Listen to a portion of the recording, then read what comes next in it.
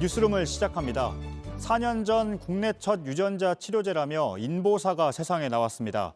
획기적인 골관절염 치료제로 주목받았지만 1,000명에 가까운 사람들이 부작용을 호소했습니다. 그 뒤 판매를 허가받을 때 코오롱 측이 성분을 조작했다는 의혹이 제기됐고 그에 대한 법원의 판단이 오늘 처음으로 나왔습니다. 성분 조작은 일부 인정하면서도 죄는 없다고 봤습니다. 먼저 판결 내용을 오효정 기자가 보도합니다. 코오롱 생명과학에서 만든 관절염 치료제 인보사는 지난 2017년 식약처의 품목 허가를 받았습니다. 하지만 연골 유래세포인 줄 알았던 이액 성분이 종양을 유발할 수 있는 신장 유래세포인 걸로 드러났습니다. 식약처는 2019년 허가를 취소했고 코오롱을 형사 고발했습니다. 코오롱이 성분 오류를 알면서도 은폐했고 허위 자료를 제출했다고 본 겁니다. 재판에 넘겨진 임원들을 심리한 재판부는 일부 자료가 누락된 사실을 인정했습니다. 당시 코오롱 측이 악성 종양이 나온 쥐 실험 결과를 식약처에 내지 않은 겁니다. 하지만 법원은 코오롱 임원들에게 무죄를 선고했습니다. 사태의 책임은 식약처에 있다는 판단 때문이었습니다. 연골 유래세포가 맞는지 또 종양을 유발할 수 있는 성질이 없는지 당시 코오롱의 입증을 요구할 수 있었는데도 검증을 제대로 하지 않았던 겁니다. 그러면서 허위 자료를 가볍게 믿고 허가를 내줬다면 행정관청의 불충분한 심사에서 비롯된 것이라 위계에 의한 공무집행방해죄가 성립되지 않는다는 대법원 판례를 들었습니다. 다만 임원 조모 씨가 전 식약처 공무원 김모 씨에게 175만 원 상당 뇌물을 건넨 혐의에 대해선 유죄로 인정해 벌금 500만 원을 선고했습니다.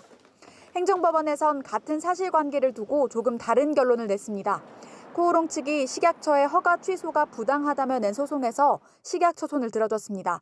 재판부는 코오롱 측이 인보사의 안전성을 의심할 만한 자료를 식약처에 충분히 공유하지 않아 오류를 바로잡을 기회를 상실한 만큼 식약처의 허가 취소 처분이 정당하다고 밝혔습니다. JTBC 오효정입니다. 판결을 정리해보면 조작은 했지만 처벌은 못한답니다. 많은 피해자가 나왔지만 법적인 책임은 묻지 못한다는 겁니다. 피해자들은 황당한 판결이라며 그렇다면 약을 택한 자신들이 잘못한 것이냐고 되물었습니다. 이어서 이상엽 기자입니다. 이번 소송엔 900여 명의 피해자가 참여했습니다. 인보사 주사를 맞으면 관절염이 나아질 거라 기대했지만 오히려 증상이 악화되는 등의 일이 벌어졌기 때문입니다. 코오롱 측이 법적 책임을 피해갈 수 있었던 것은 판례입니다. 행정관청이 적극적으로 감독하고 검증하지 않았다면 허위 서류로 허가를 받은 쪽은 처벌 대상이 안 된다는 10여 년 전 대법원 판결입니다. 피해자들은 재판부가 말하는 법리와 자신들의 처지에서 큰 괴리감을 느꼈습니다.